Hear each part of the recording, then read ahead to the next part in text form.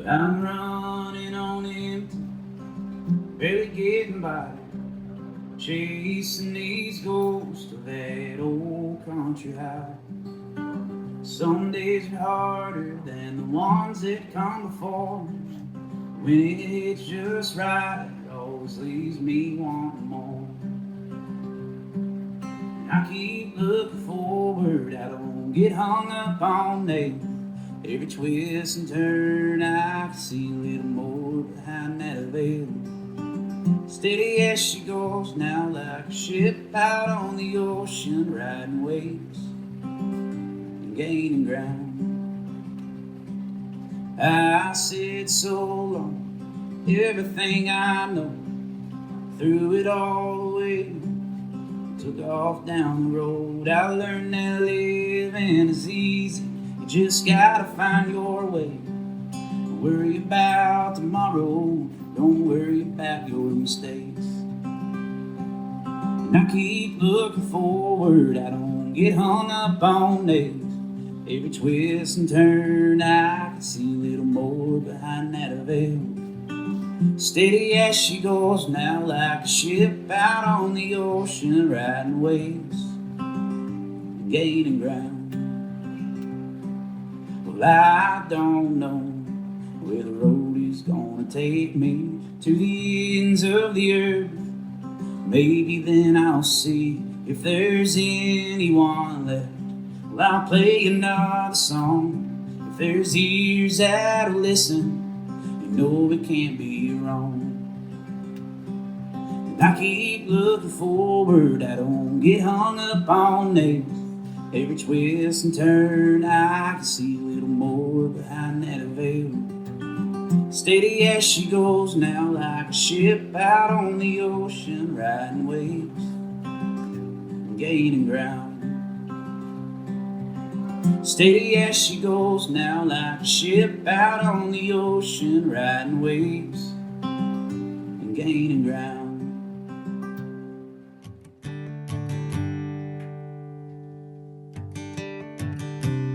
You've arrived at the Texas to Tennessee podcast, your home for your favorite independent artists and a couple of guys you've never heard of. Who? It was Texas, it was Tennessee. It was what I had coming to me. You were unlike anything. So, Chris, thanks for hopping on the Texas to Tennessee podcast. We've kind of chatted a little bit back and forth to make this happen. Yeah. I'm glad we just figured out you were going to be at Edie Fest 2025. Yeah. And I'm glad it worked out the way that it did. Yeah. So if somebody were to ask, who the hell are you? Who the hell am I? Well, my name's Chris Welch. That's a start. That's all you really need to know. I play some songs. So, no, I'm a songwriter out of Jackson, Missouri, and just putting in the work and the time and making waves. And this is your first time done it? Yeah, first time as a fan, first time as an artist. So,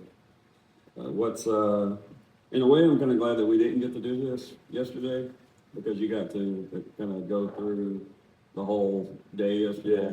So we're here to highlight you, but we're also here to highlight the festival too, because it's an extremely unique thing.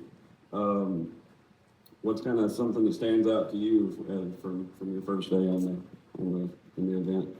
The fans, the people, the friends that I've made. I mean, this don't even feel like a festival. It feels like just a big, homecoming, pretty much. And, I don't get nervous too much at shows anymore. I get some nerves, but yesterday it just felt like I'd already played for most of these folks around the fire, so it felt like I was just doing the same thing again. So. What he's talking about, usually, if weather permitting, especially on the Thursday night of the event weekend, a lot of people pass the guitar around in the campfire. It's pretty insane. I imagine it kind of maybe a little intimidating looking across the fire at some of the other guests that are here. Yeah, not so much intimidating, more surreal at this point. Yeah, just some of these guys I've been following along and inspiration for a long time, and here I am playing right beside them. So it's pretty cool. It is pretty, I mean, even as just somebody watching from afar, it's pretty damn cool. Yeah. So congratulations on that. I can't even imagine. You know, I'm fairly nervous doing the podcast, nevertheless singing a song I wrote in front of them, so. You know, you mess it up, you mess it up. Well, definitely it's free, so. I've seen everybody that played at this festival this year, I've seen them mess up at one point in time on the stage, so it happens. Understand.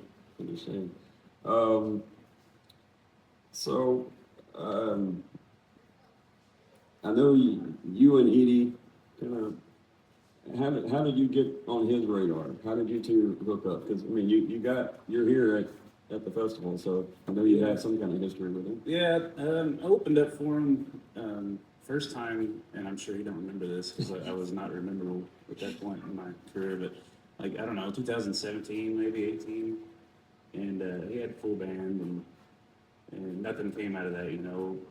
About a year and a half ago, opened for him, and like I said yesterday, I'd never seen somebody play guitar like he did, you know, and it just inspired me to start playing guitar, you know, try to play guitar like that, and in doing that, it just opened up a whole new world of songwriting, and I just started writing a whole bunch and writing good stuff, I think, and so earlier this year, I actually went to a seminar him and Adam Hood put on, so I went down there and then opened up a couple shows for him, and here we are. Yes, I'd come down and play, so. So easy as that, right? Yeah. Disregard the past 14 years. Right. Speaking of those 14 years, how long have you been doing this without, with this being your only source of income? The scary part. Just a little over 6 months. Really? Yeah, I quit on April 30th, and my first official full-time show was May 1st. That seems like incredibly scary to me. Especially, it's like if you're you know, fresh out of high school or whatever, you don't know any better, Yeah. right? But if you're a little bit older, then how do you make that decision?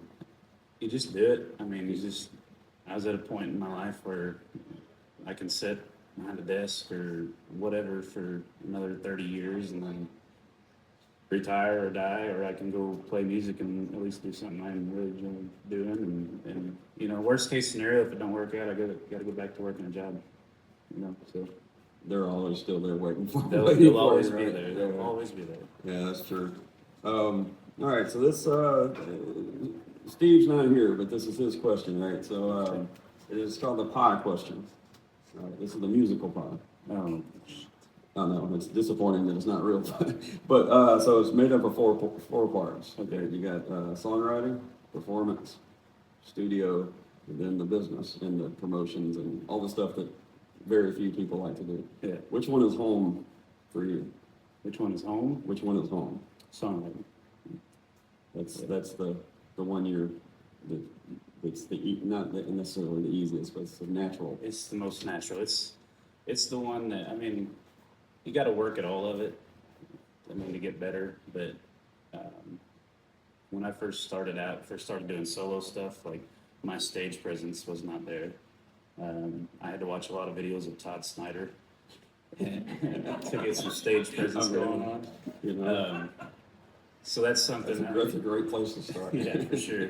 But yeah, I think the songwriting, it comes the most natural to me. So when you actually,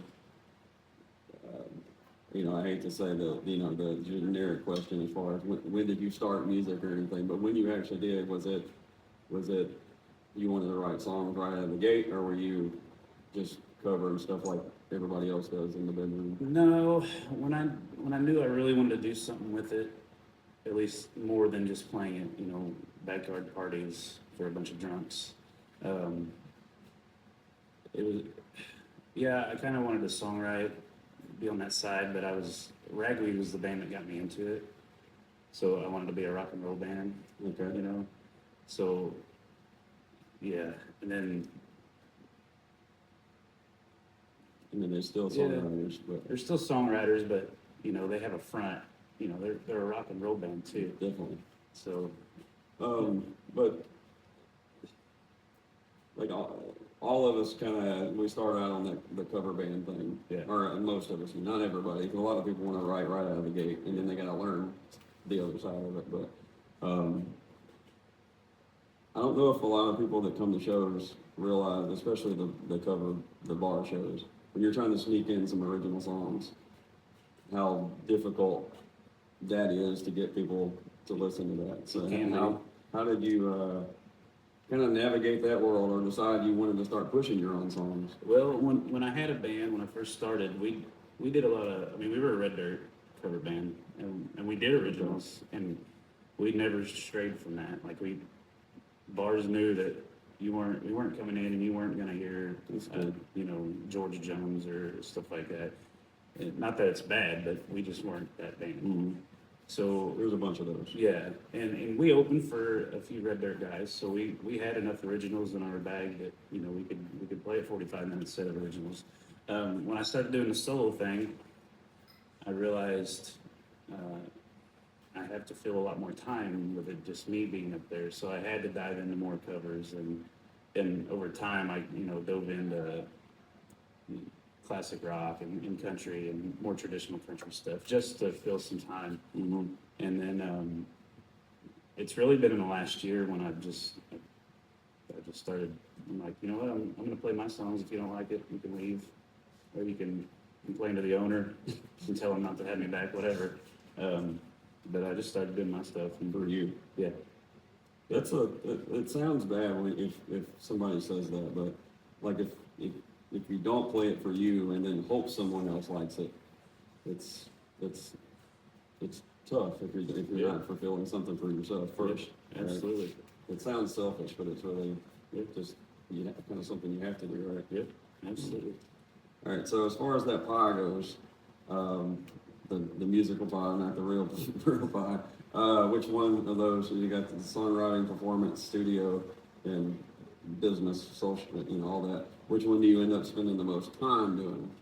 The most time, probably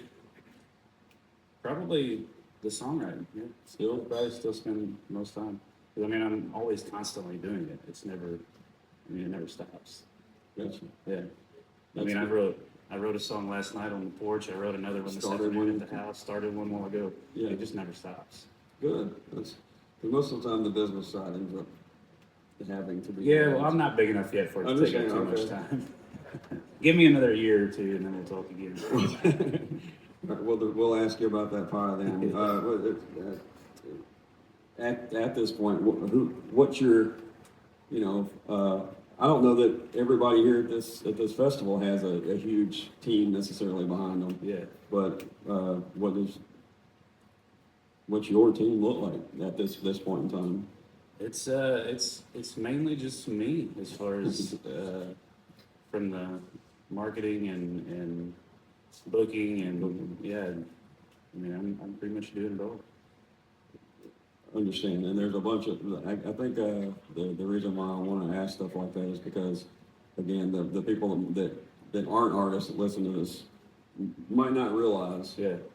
that, you know, that guy trying to play his original songs in the corner is having to do all that Yeah, he's also getting himself. 50 emails a day not returned. So Well, we've been interviewing venue owners, and some of the things we're asking is how should an artist approach you? You know what I mean? How does the email make it through all the other 500 that they get a day or whatever? So that may be something, you know, that hopefully we'll get some good questions to. But going back on the venues, they need to have a clear way of who to reach out to or how to reach out. Like that's burns me up when I look up a place and they have no contact information or just a generic email address. It's like, I had artists tell me that a venue wanted them to contact them on Snapchat. Like, who does that? I'd have been like, no thanks. Exactly. Yeah. Yeah. But it seems like it'd be a good spot to Play add two. in a song. Yeah. All right. You can play two. And you can kind of talk about it a little bit. Well, it's a long story. I'll just say I wrote this at 4 o'clock in the morning driving down Highway 70 in Kansas back in July. It's called Ellis County Line.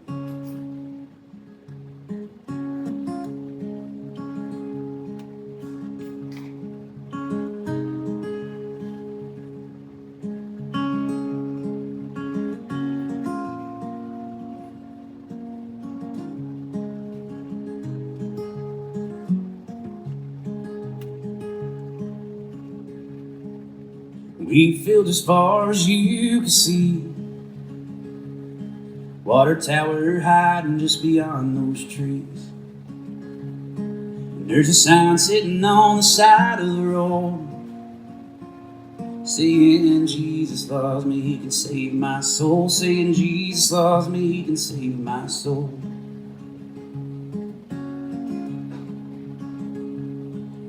No reason to stop, no reason to care. It's just a pass through town on my way out there.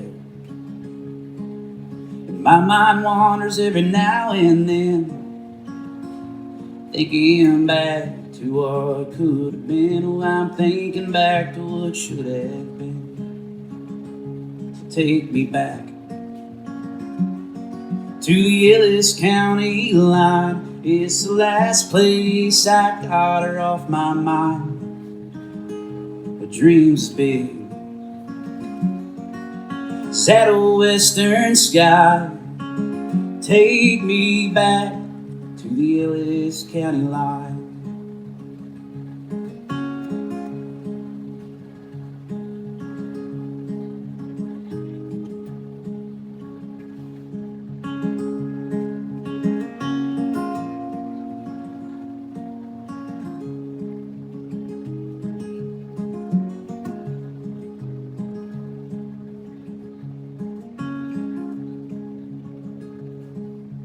"4 a.m. wake up call leaving town, lightning flashing all the way around. The wind is ripping out of the west. Sometimes life ain't worth your best. No, sometimes life ain't worth your best. So take me back to the Ellis County line. It's the last place I got her off my mind. Her dreams big, saddle western sky, take me back to the Ellis County line.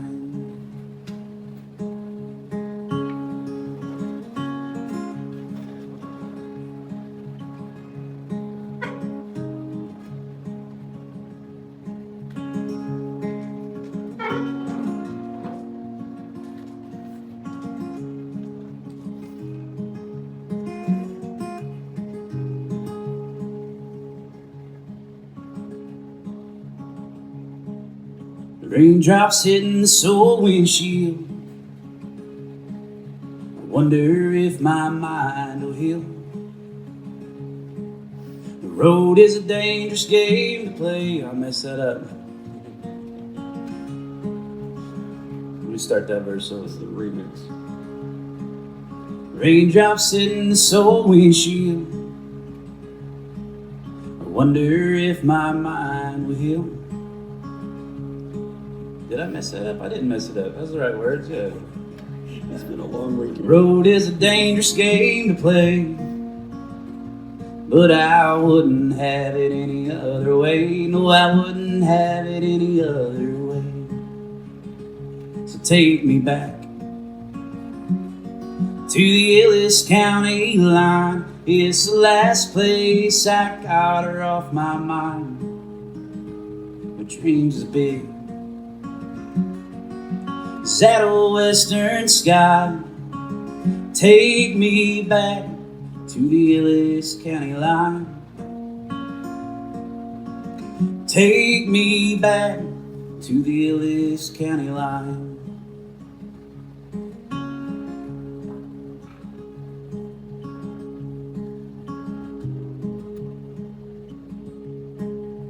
wheat fields as far as you can see.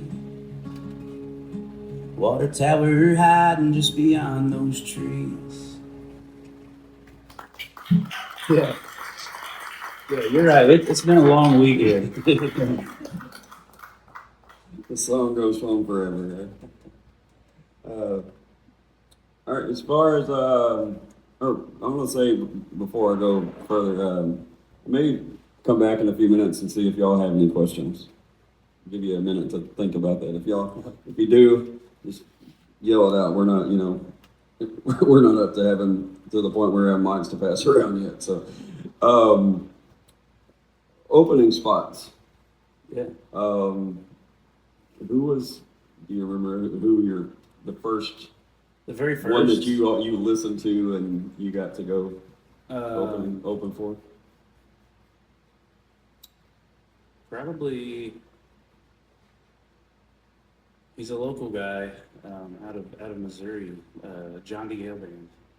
He's from Jackson, Missouri, and he was one that I was listening to, and we were just starting out as a band, and he played a lot of local shows and stuff, and we ended up opening a lot of shows with him. Probably my first big artist was Stony Lou. Stony Lou. Yeah. Yeah, he's okay. Yeah, he's okay. He's all right.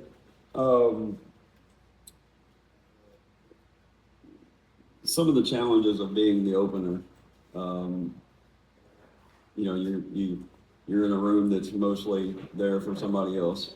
Yeah. But when you see them start to, when you see you got them a little bit, when they're bobbing their head or whatever, Yeah. what's that? How's that from your point of view? It's I don't even see it as a challenge, because I'm just up there playing songs. Like, Yeah, but I don't. How's it feel when they get it though? Not It the feels challenge, good, but feels just that it's working. Yeah, no, it's great. It's great.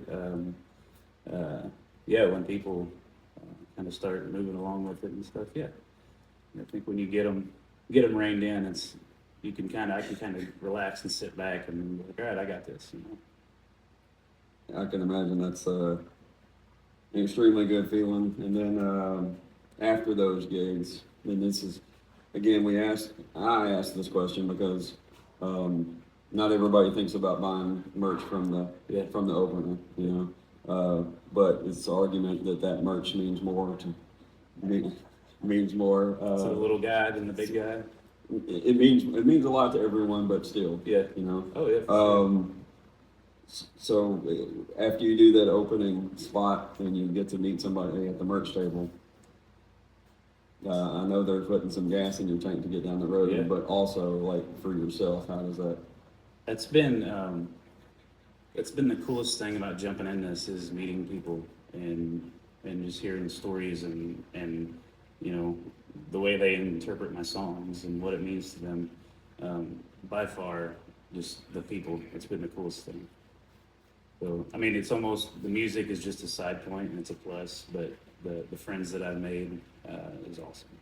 In the business and Yeah. just listeners in general. Yeah. Like everybody that took the time to come in here and listen to this. So, Exactly. Yeah. and thank y'all for doing Yeah. that. Thank you guys. What are some, I know you said 6 months at this, what are some surprises is there been anything that's a little different than you would have thought it was when you took the leap, or?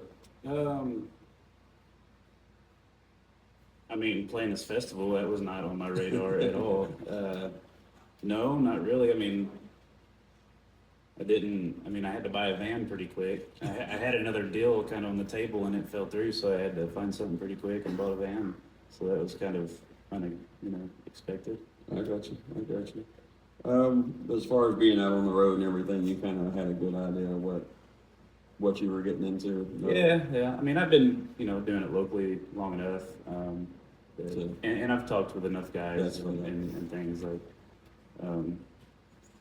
you don't really, somebody can tell you how it is, but you don't really know until you do it. And, like having kids. yeah. Yeah. who are maybe some folks that you were able to lean on and get, pick their brain a little bit, maybe, whether they're in the business or not? Oh man, I know Addison. there's probably a long list, but. Yeah. Addison Johnson is one. I played with him back early in May, and he just had some really good insights of being on the road and how to keep yourself going. One thing he really in it, I never used to take a break, so I play a lot of 3-hour gigs still, unfortunately, and I never used to take a break. I would sing for 3 hours, and he said, "Man, if you're going to do 100 shows a year, you cannot do that." So I've tried to dwindle my way down to an hour and a half or 2 hours at the most. But if I do got to play 3 hours, I'll take breaks now. So that's been huge on my voice because I think I'm getting pretty close to the 100 show mark for the year. Really 100 shows since May. I mean, I played some before that, but I've been just nonstop since then. How did you, as far as, I know you decided, I'm gonna go at this, but how did you pile up the gigs as well? I mean, you just A lot of work. threw a little connections in there and just kept going with it? I would, I had some, I booked a lot of local stuff, but I had some connections elsewhere. Like I have a spot out around Denver where I knew I could get, so I got it. And then the way I looked at it was, okay, if I could have the bass show in Denver, well, where can I go along the way back home?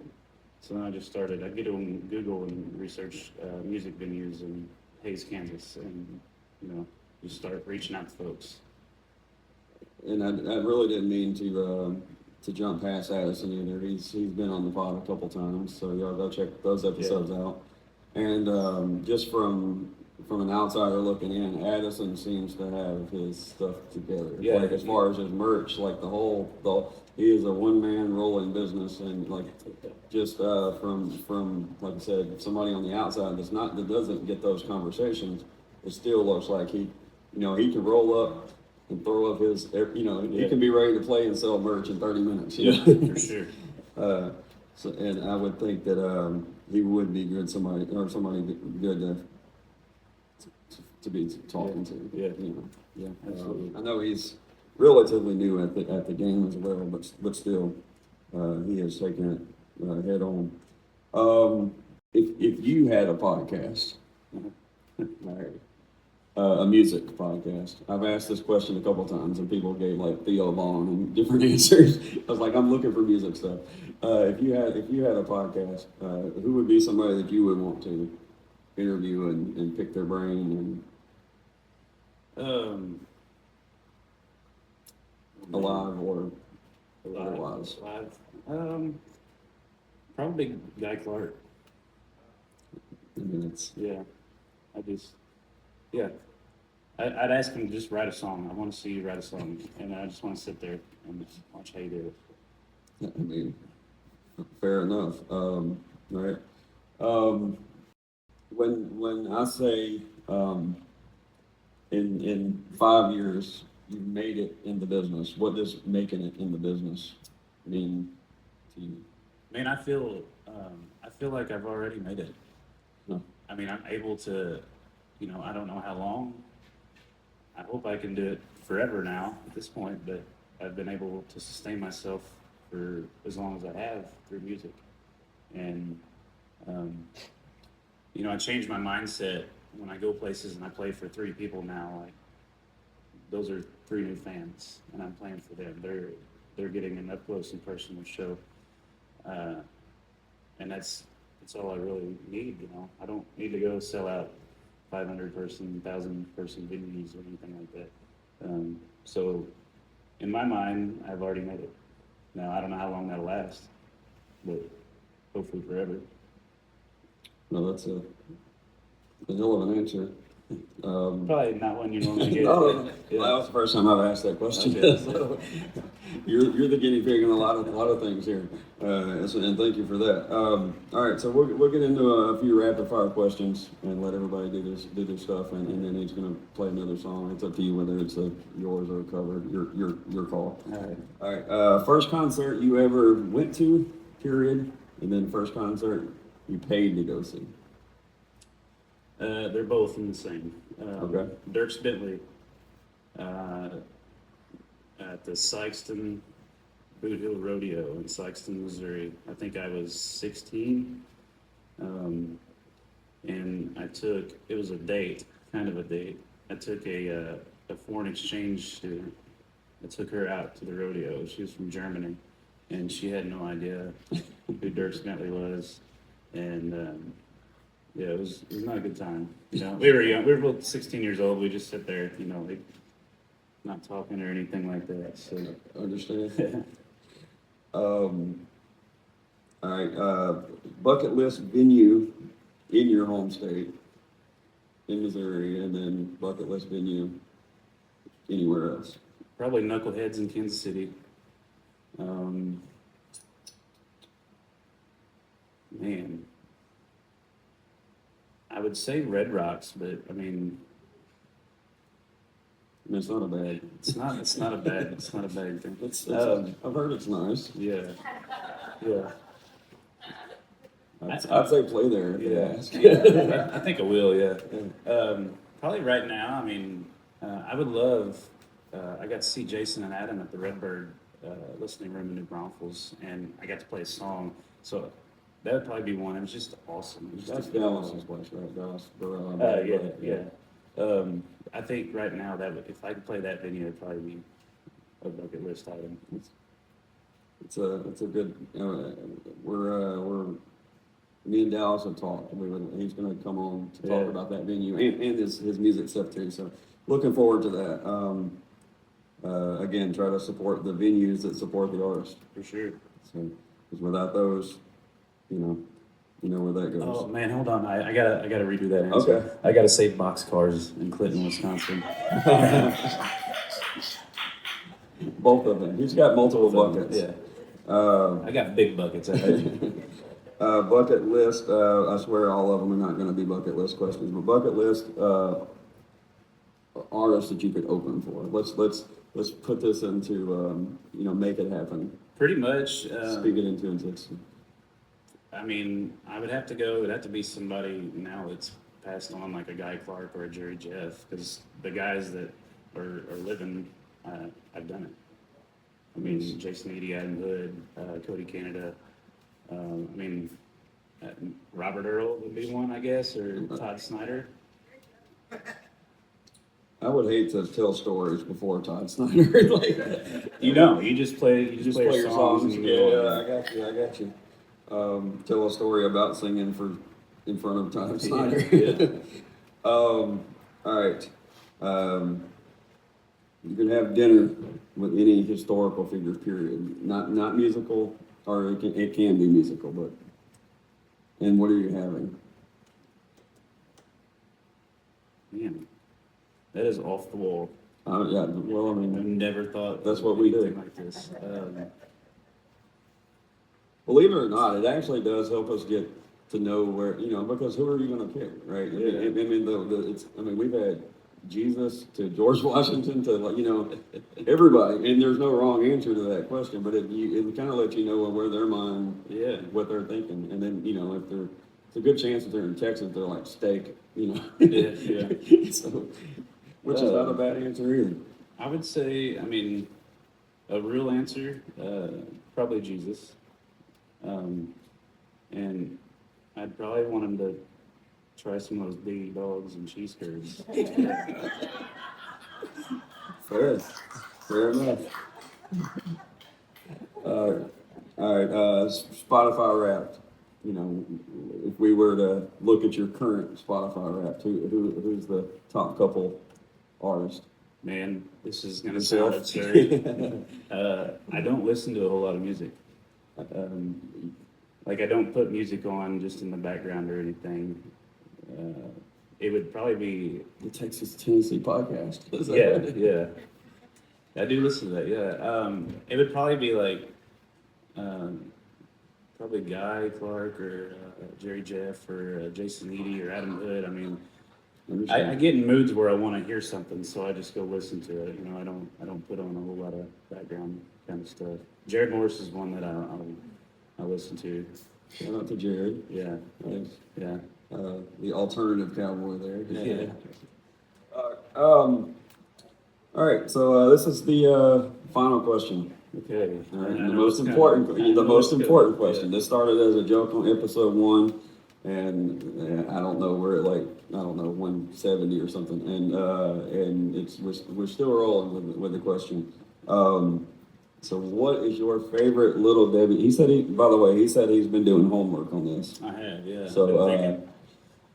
which I think out of 170 is the first time we've had the homework. It's the study for that question. At least they said it. Well, it's the anyway. most important question of the It night. is. No, and I appreciate you taking the time Yeah. to.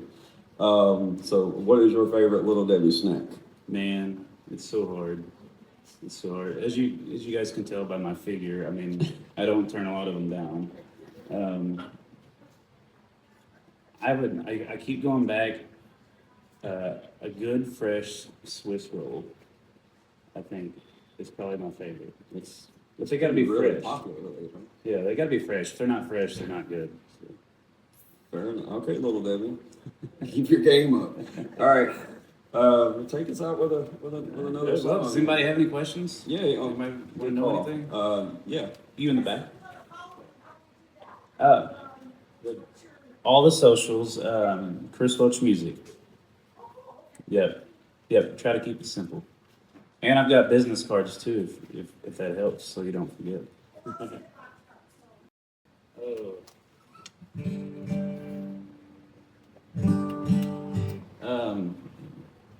Original or cover? Good answer. I was afraid you'd say that. What's one I haven't done this week? Your song? Yeah. Oh man, that's a good one. I don't want to bring everybody down before dinner. We just heard Gabe Lee. We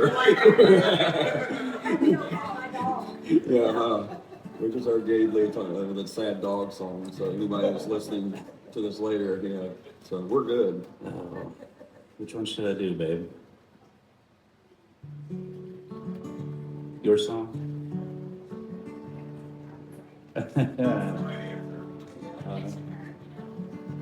I wrote this 2017, and I needed a little help on it. So my wife, she threw out a couple lines. I don't remember where or what it was, in the song now, but so when I go places to play and she don't come, she always says, "Say nice things about me." And by nice things, she means not that this song is about her or that she's the most wonderful person in the world, but that everybody here knows she's helped co-write this song. So it's called A Heart Like Hers.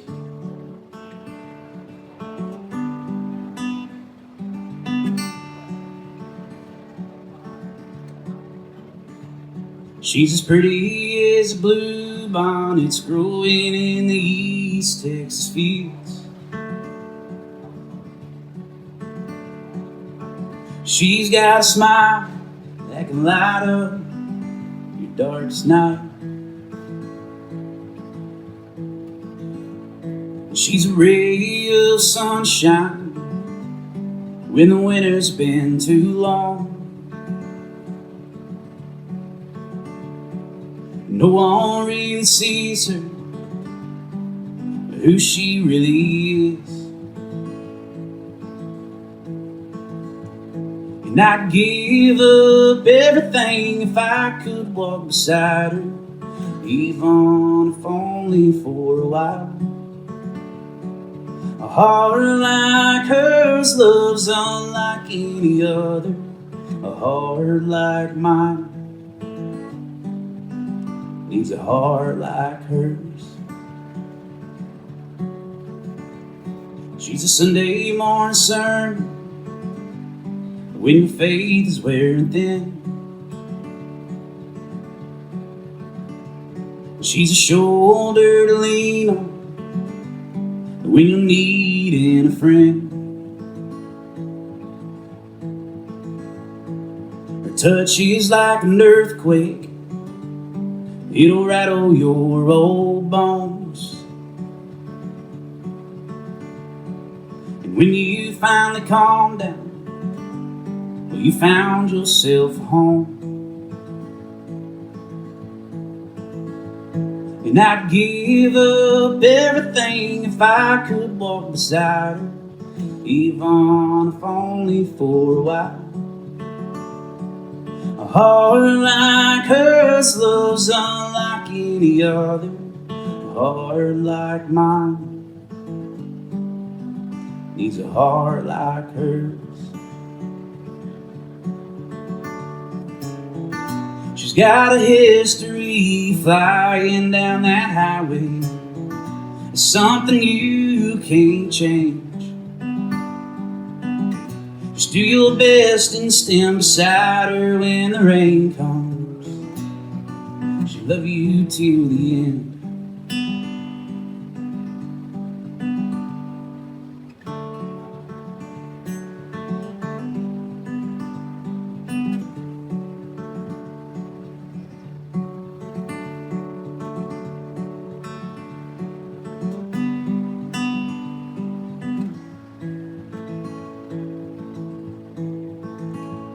And I'd give up everything if I could walk beside her, even if only for a while. A heart like hers loves unlike any other. A heart like mine needs a heart like hers.